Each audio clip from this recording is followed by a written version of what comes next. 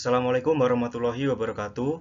Perkenalkan, nama saya Muhammad Irzalul Irfan dengan NIM 2250801011111008 dari Fakultas Perikanan dan Ilmu Kelautan, Program Studi Manajemen Sumber Daya Perairan. Di sini saya akan menjelaskan terkait dengan El Nino dan La Nina. Seperti yang kita ketahui bahwasannya, dampak dari globalisasi menyebabkan banyak terjadi masalah di muka bumi, baik masalah sosial maupun masalah keseimbangan alam. Penyimpangan iklim merupakan salah satu masalah alam yang tak bisa dihindari oleh manusia akibat dari ulahnya sendiri. Dari beberapa dekade terakhir, telah terjadi perubahan iklim yang sangat terasa di bumi. Hal ini sangat berpengaruh pada alam dan aktivitas manusia. Salah satunya adalah terdapat penyimpangan suhu yang mencolok yang mengakibatkan banyak terjadinya fenomena alam seperti pemanasan global dan peristiwa El Nino dan La Nina. Peristiwa El Nino dan La Nina merupakan gejala alam yang tak bisa dihilangkan tetapi hanya bisa dihindari. Banyak sekali dampak dan pengaruh peristiwa El Nino dan La Nina di aktivitas dan kehidupan manusia juga di alam. Untuk itu, perlu sekali peristiwa El Nino dan La Nina itu untuk dikaji. Di sini ada 4 hal yang akan saya bahas setelah ini. Yang pertama adalah pengertian dari El Nino dan La Nina. Yang kedua adalah faktor yang mempengaruhi El Nino dan La Nina. Yang ketiga adalah dampak yang ditimbulkan dengan adanya El Nino dan La Nina. Yang keempat adalah proses terjadinya El Nino dan La Nina. Yang pertama adalah pengertian dari El Nino dan La Nina. El Nino merupakan salah satu bentuk penyimpangan iklim di Samudra Pasifik yang ditandai dengan kenaikan suhu permukaan laut di daerah Khatulistiwa bagian tengah dan timur. Ciri-ciri terjadinya El Nino adalah meningkatnya suhu muka laut di kawasan Pasifik secara berkala dan meningkatnya perbedaan tekanan udara. Fenomena El Nino ini berpengaruh kuat terhadap iklim di Indonesia. Berkurangnya curah hujan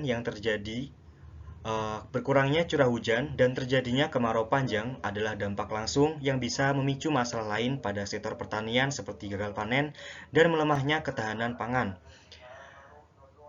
Selanjutnya adalah La Nina. La Nina merupakan peristiwa alam yang dapat dikatakan seperti opposite atau kebalikan dari El Nino. La Nina sendiri merupakan suatu kondisi di mana suhu permukaan air laut di kawasan timur Ekuador atau di Lautan Pasifik mengalami penurunan. Selanjutnya adalah faktor penyebab terjadinya La Nina dan El Nino. El Nino dan La Nina merupakan peristiwa penyimpangan suhu yang terjadi sebagai dampak dari pemanasan global dan terganggunya keseimbangan iklim. Beberapa faktor menyebabkan terjadinya El Nino dan La Nina diantaranya adalah anomali suhu yang mencolok di perairan Samudra Pasifik, melemahnya angin pasat atau trade winds di selatan Pasifik yang menyebabkan pergerakan angin jauh dari normal, kenaikan daya tampung lapisan atmosfer yang disebabkan oleh pemanasan dari perairan panas di bawahnya. Selanjutnya adalah proses terjadinya El Nino. Yang pertama adalah perairan Pasifik bagian tengah dan timur mengalami pemanasan suhu. Awal proses terjadinya El Nino adalah karena adanya peningkatan suhu yang berada di perairan Pasifik bagian timur dan tengah. Dan hal ini akan meningkatkan suhu kelembapan pada atmosfer yang berada di atas perairan tersebut. Yang kedua adalah pembentukan awan. Setelah terjadinya pemanasan suhu yang berada di perairan Pasifik bagian tengah dan timur, serta menimbulkan kelembapan di atmosfer yang ada di atasnya, maka peristiwa tersebut mendorong terjadinya pembentukan awan dan akan meningkatkan curah hujan yang berada di kawasan tersebut. Yang ketiga adalah terhambatnya pertumbuhan awan. Setelah proses pembentukan awan yang dijelaskan di atas, maka di bagian barat Samudra Pasifik akan mengalami tekanan udara yang meningkat. Hal ini akan menyebabkan terhambatnya pertumbuhan awan di atas lautan di bagian timur Indonesia, yang akan mengakibatkan beberapa wilayah di Indonesia mengalami penurunan curah hujan yang dikatakan jauh dari normalnya. Berikut adalah proses terjadinya La Nina. Yang pertama, angin di Samudra Pasifik menguat. La Nina dikatakan sebagai penurunan suhu di permukaan perairan Samudra Pasifik bagian timur.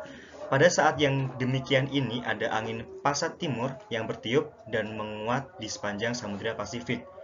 Yang kedua adalah massa air hangat terbawa ke arah Pasifik Barat. Karena adanya angin kencang yang bertiup di sepanjang Samudra Pasifik, maka massa air hangat yang akan terbawa ke arah Pasifik Barat akan lebih banyak. Yang ketiga adalah terjadinya upwelling.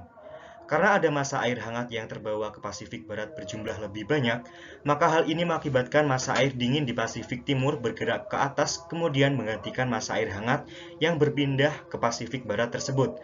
Kondisi yang demikian ini disebut upwelling. Karena adanya pergantian massa inilah maka suhu di permukaan air laut mengalami penurunan bila dibandingkan dengan kondisi normalnya. Itu merupakan beberapa langkah atau proses terjadinya El Nino dan La Nina. El Nino dan La Nina ini adalah suatu proses yang terjadi secara beriringan. Meskipun demikian, La Nina terjadi lebih jarang daripada El Nino. Proses terjadinya El Nino dan La Nina dapat diilustrasikan dalam gambar berikut. Akhirnya apa kok ada gambar bareng? Ya nggak ada Stephen.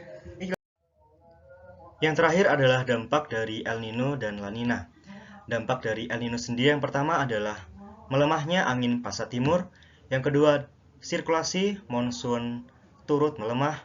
Ketiga, akumulasi curah hujan di wilayah Indonesia, Amerika Tengah, dan Amerika Selatan bagian utara akan berkurang. Kondisi tersebut mengakibatkan cuaca cenderung lebih dingin dan kering. Yang keempat, kawasan Pasifik ekuatorial tengah dan barat akan mengalami cuaca yang cenderung hangat dan lembab. Dampak dari adanya peristiwa La Nina. Yang pertama adalah menguatnya angin pasat timur. Yang kedua, sirkulasi monsun ikut menguat. Ketiga, wilayah Pasifik bagian timur akan mengalami penurunan akumulasi curah hujan sehingga mengakibatkan cuaca lebih dingin dan kering. Yang keempat, wilayah Pasifik ekuatorial barat seperti Indonesia, Malaysia, dan Australia bagian utara akan berpeluang mengalami curah hujan yang tinggi. Kondisi tersebut disertai cuaca yang lebih hangat dan lembab. Sekian video pembahasan tentang El Nino dan La Nina saya buat. Apabila ada kesalahan kata ataupun kata yang kurang berkenan, mohon dimaafkan dan dimaklumi. Sekian dari saya. Wassalamualaikum warahmatullahi wabarakatuh.